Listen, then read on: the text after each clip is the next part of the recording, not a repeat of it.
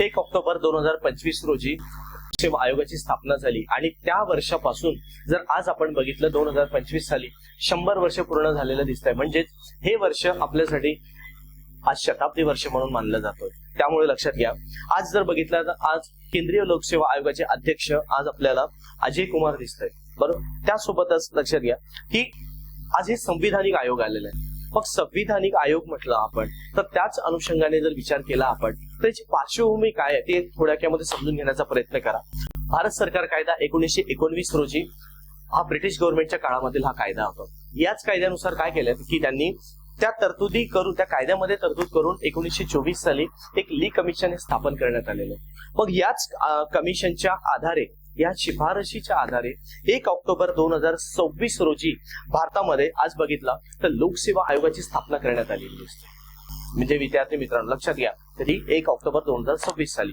मग हेच लक्षात घ्यायचं की त्याला पुढेच आधी तर त्यांना लोकसेवा आयोग हे म्हटलं गेलेलं होतं, पण त्या काळानंतर लक्षात घ्या 1937 ला म्हणजे खऱ्या अर्थाने 1937 ला संघीय लोकसेवा आयोग म्हणजेच केंद्रीय लोकसेवा आयोग हे स्थापन करण्यात हे नाव देण्यात आलेलं होतं, बरोबर आहे. आणि त्याच नंतर आज जर बघायला गेलं आपण तर 26 जानेवारी 1949 रोजी संविधानामध्ये त्यांचा स्वीकार करून म्हणजे संविधानिकरित्या त्यांना दर्जा देऊन आज आपल्याकडे आज लोकसेवा आयोगाला जर बघितलं आपण तर बघा दोन्ही अनुषंग येतो आपल्याला त्यासोबतच. म्हणजेच काय, जेव्हा घटनेमध्ये स्थान देण्यात आलं केंद्रीय लोकसेवा आयोगाचं, त्याला त्या आयोगाला एक दर्जा देण्यात आला. ते तारीख म्हणजे 26 जानेवारी 1950 आणि त्या तारीख पासून जर विचार करतो म्हटलं तर आज 2025 ला 75 वर्ष पूर्ण झालेले दिसत आहे. हा एक मुद्दा.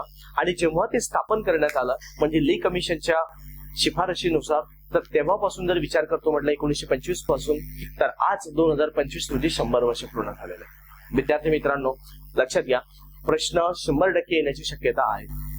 प्रश्न कुठे येणार, कसा येणार, काय येणार हे सुद्धा लक्षात घेणं महत्वाचं राहतं. आता एक लक्षात घ्या, प्रश्न येण्याचे 2 ते 3 संधी आहे आपल्याकडे. एक म्हणजे 1919 चा जो भारत सरकार कायदा आहे त्या कायद्यानुसार आपल्याला ते मुद्दा घेऊन जाऊ शकतो आयोग की त्यांचा शिफारस.